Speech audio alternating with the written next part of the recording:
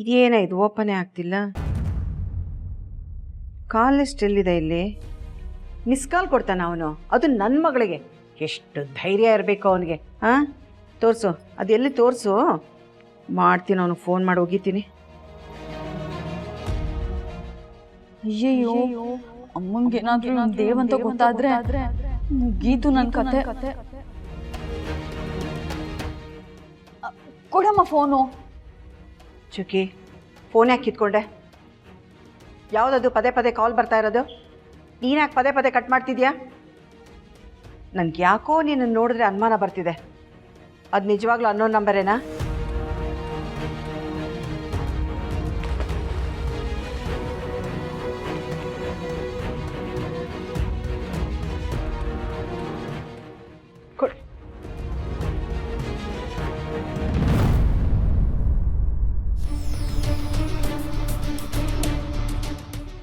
ಯಾಕೆ switch off ಮಾಡಿದೆ?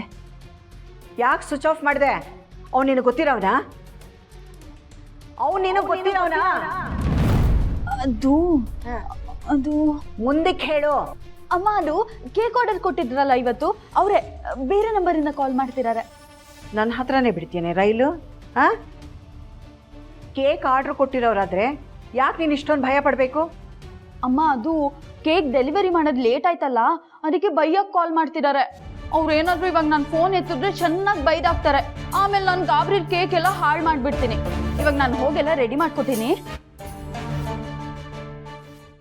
First of all, ನನ್ನ ಮಗಳು ಯಾವತ್ತೂ ಆರ್ಡರ್ನ ಲೇಟ್ ಮಾಡಿದವಳೆ ಅಲ್ಲ. ಅಕಸ್ಮಾತ್ ಲೇಟ್ ಆದರೂ ಖುಷಿ ಖುಷಿಯಾಗಿ ಮಾತಾಡಿ ಕನ್ವಿನ್ಸ್ ಮಾಡ್ತಾಳೆ. ಇವಳು ಇಷ್ಟೊಂದು ಹೆದರ್ಕೊಂಡಿದ್ದಾಳೆ ಅಂದರೆ ಅದು ಯಾರ ಫೋನ್ ಇರಬಹುದು? ಹಾಂ, ಚುಕ್ಕಿ, ಅಮ್ಮನ ಹತ್ರನೇ ವಿಷಯನ ಮುಚ್ಚಿಡ್ತಾ ಇದೆಯಾ? ನನಗೆ ಗೊತ್ತು ಹೇಗೆ ಕಂಡುಹಿಡಿಬೇಕು ಅಂತ.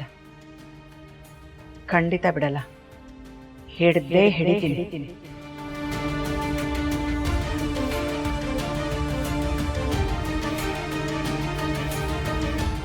ನನ್ನ ಫೋನಿಗೆ ಕಟ್ ಮಾಡ್ತೀಯ ರೇವತಿ?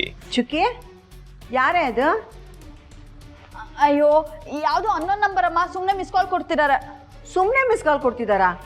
ಅದು ಯಾರು ಕೊಡು? ಅವ್ರಿಗೇನು ಕೆಲಸ ಇಲ್ವಂತ? ಮುಗಿತೀನಿ, ಕೊಡಿಲಿ ಫೋನ್ ಮಾಡಿ. ಅಮ್ಮ, ಅವ್ರು ಯಾರಿಗೂ ಕೆಲಸ ಇಲ್ಲ ಅಂದರೆ ನಾವ್ಯಾಕೆ ನಮ್ಮ ಕರೆನ್ಸಿ ವೇಸ್ಟ್ ಮಾಡ್ಕೋಬೇಕು? ಬಿಡು, ಪರವಾಗಿಲ್ಲ. ಅಲ್ವೇ, ಯಾವುದೋ ಅನ್ನೋನ್ ನಂಬರ್ ಆದರೆ ನಿನ್ನ ಮುಖದಲ್ಲಿ ಯಾಕೆ ಇಷ್ಟೊಂದು ಟೆನ್ಷನ್ನು? ಅದು ಗಾಬ್ರಿಲ್ ಕೇಕ್ ಮಾಡ್ತಿದ್ನಲ್ಲ, ಅದಕ್ಕೆ.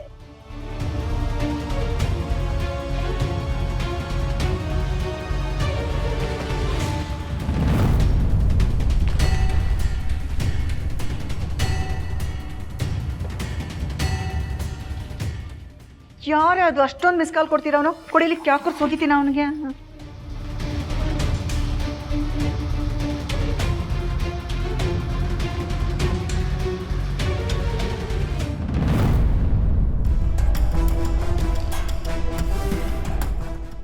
ಕಳ್ಳಿ ಕಳ್ಳಿ ಕಳ್ಳಿ ಕಳ್ಳಿ ಸಿಕ್ಕಿದ್ಲು.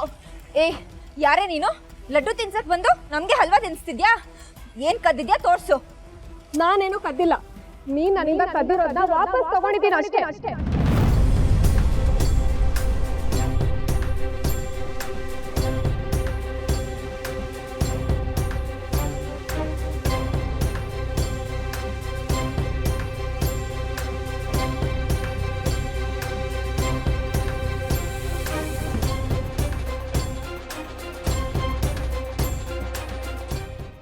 AJ photo. ಯಾರ್ ನೀನು?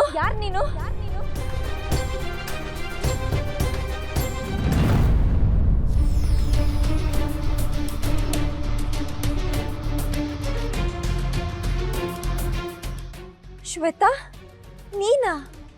ನೀನ್ ಇಲ್ಲೇನ್ ಮಾಡ್ತಿದ್ಯಾ? ನೀನ್ ನನಗ್ ಮಾಡಿರೋ ಮೋಸಕ್ಕೆ ರಿವೆಂಜ್ ತಗೊಳಕ್ ಬಂದಿದ್ದೀನಿ.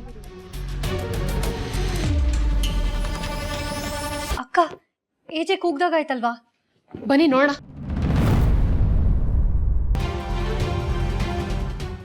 ಲೀಲಾ, ಲೀಲಾ,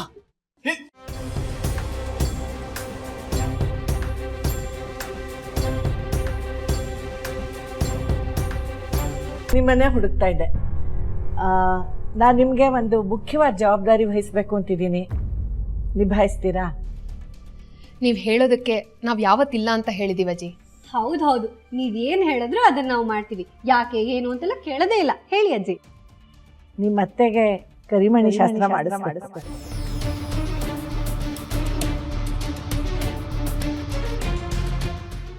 ಲೆಕ್ಕಕ್ಕೆ ಈ ಶಾಸ್ತ್ರ ಮಾಡೋದಕ್ಕೆ 9 ಜನ ಮುತ್ತೈದೆ ಇರಬೇಕು. ಆದರೆ ರಾಮ್ ಮನಸ್ಸು ಸರಿ ಇಲ್ವಲ್ಲ, ಇಂಥ ಟೈಮಲ್ಲಿ ಅಕ್ಕಪಕ್ಕದವ್ರನ್ನ ಕರೆಸೋದು ಯಾಕೋ ಸರಿ ಕಾಣಿಸ್ಲಿಲ್ಲ. ಅದಕ್ಕೆ ನೀವೇ ಇದ್ದೀರಲ್ಲ ನಮ್ಮ ಮನೇಲಿ ನವದುರ್ಗೆಯರ ಸಮಾನ, ನೀವೇ ಕರಿಮಣಿ ಶಾಸ್ತ್ರ ನಡೆಸ್ಕೊಡ್ಬೇಕು. ಅಜ್ಜಿ, ಈ ಶಾಸ್ತ್ರ ಎಲ್ಲ ತುಂಬಾ ಔಟ್ಡೇಟ್ ಆಗೋಗಿದೆ. ಇದನ್ನೆಲ್ಲ ಮಾಡಲೇಬೇಕಾ? ಅದರಲ್ಲೂ ಈ ಲೀಲಾ ಮಾಡೋದೆಲ್ಲ ಎಡ್ವರ್ಟು. ಅಲ್ಲೂ ಏನಾದರೂ ಎಡ್ವರ್ಟ್ ಮಾಡಿ ಹೇಗೆ ಮನ್ಸಿಗೆ ಬೇಜಾರಾದರೆ ಅತ್ತೆ ಸಾರಿ ಅತ್ತೆ ಮಾಡೋದೆಲ್ಲ ಎಡ್ವರ್ಟು. ಅದರಿಂದ ಏಜೆ ಮನ್ಸಿಗೆ ಬೇಜಾರಾದರೆ ಏನಾದರೂ ಅನಾಹುತ ಆದರೆ ಇಲ್ಲಮ್ಮ, ನಾವು ಮಾಡೋ ಯಾವುದೇ ಶಾಸ್ತ್ರ ಸಂಪ್ರದಾಯಗಳಿಂದ ನಮ್ಮನೆ ಕೆಟ್ಟದಾಗೋದಿಲ್ಲ ಮಗು, ಒಳ್ಳೆಯದೇ ಆಗುತ್ತೆ. ಈಗ ನೋಡು, ಮುಸ್ಕ ಹಾಕ್ಕೊಂಡು ಮದುವೆ ಮಾಡ್ಕೊಳ್ಳೋ ಸಂಪ್ರದಾಯನ ನಾವು ಅನುಸರಿಸೋ ಸಂದರ್ಭ ಬಂದಿದ್ದಕ್ಕೆ ಲೀಲಾ ಅಂತ ಒಳ್ಳೆ ಸೊಸೆ ನಮಗೆ ಸಿಕ್ಕಿದ್ಲು. ಹಾಗೆ ಈ ಶಾಸ್ತ್ರದಿಂದನೂ ಏನಾದರೂ ಒಳ್ಳೆಯದೇ ಆಗುತ್ತೆ. ನೀವೆಲ್ಲ ತಯಾರಿ ಮಾಡ್ಕೊಳ್ಳಿ.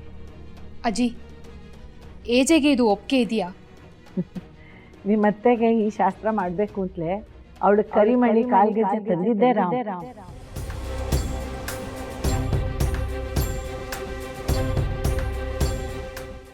ಹಾಂ, ಈ ಶಾಸ್ತ್ರಕ್ಕೆ ಏನೇನು ಬೇಕೋ ಅದನ್ನೆಲ್ಲ ನಾವೊಂದು ಪಟ್ಟಿ ಮಾಡಿದ್ದೀನಿ, ಕೊಡ್ತೀನಿ. ಬನ್ನಿ, ನೀವೆಲ್ಲ ತಯಾರಿ ಮಾಡ್ಕೊಳ್ಳಿ. ಬನ್ನಿ ನನ್ನ ಜೊತೆ, ಬನ್ನಿ. ಇವ್ರು ನೋಡಿದ್ರೆ ಕರಿಮಣಿ ಶಾಸ್ತ್ರ ಅಂತಿದ್ದಾರೆ, ಅಲ್ಲಿ ಏನಾಗ್ತಿದೆಯೋ ಏನೋ.